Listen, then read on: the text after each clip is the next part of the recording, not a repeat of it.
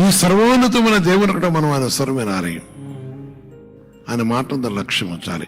ఈరోజు పరిశుద్ధ వాక్యమైన నా ప్రియమైన సహోదరి సోదరుడా, నేనే గొర్రెల ద్వారమై ఉన్నత అని చదివిస్తున్న దేవుడు. విరుకు మార్గంలో అంటే విశాల మార్గంలో అనేకులు ప్రవేశిస్తుంటారు. అందుకే చాలా త్వరగా చెడిపోయే మార్గాలు చూస్తే ఒక నీతి మార్గంలో చదివేటప్పుడు ఆలస్యమవుతుంటది. కొందరు దుష్టుడితో కలిసేటప్పుడు ఎటుంటే వాడు ఎవరెవరో తెలియదు కానీ వారు చాలా త్వరగా ఆకర్షణలు అవుతుంటారు.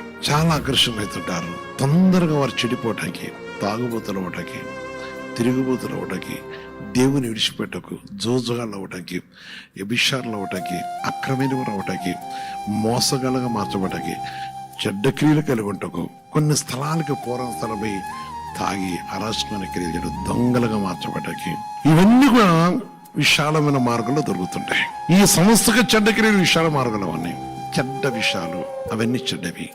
ఈ చెడ్డ వాటిని ప్రేమించేవారు ఎవరైతే ఉన్నారో త్వరగా విశాల మార్గంలో ప్రవేశిస్తుంటారు. విశాలత, స్వేచ్ఛ, ఎన్ని బూతులైనా నడవచ్చు, ఎన్ని అబద్ధాలైనా నడవచ్చు, ఎంతో మోసమైన చేయొచ్చు, ఎన్ని అక్రమైన పనులైనా చేయొచ్చు.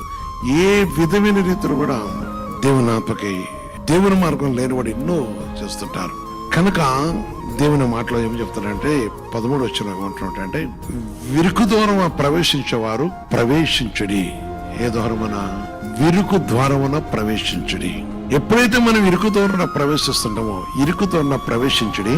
జీవమునకు పోవు ద్వారము విరుకును, ఆ దారి సంక్షిప్తమై ఉన్నది, దాన్ని కనుగొని వారు కొందరే.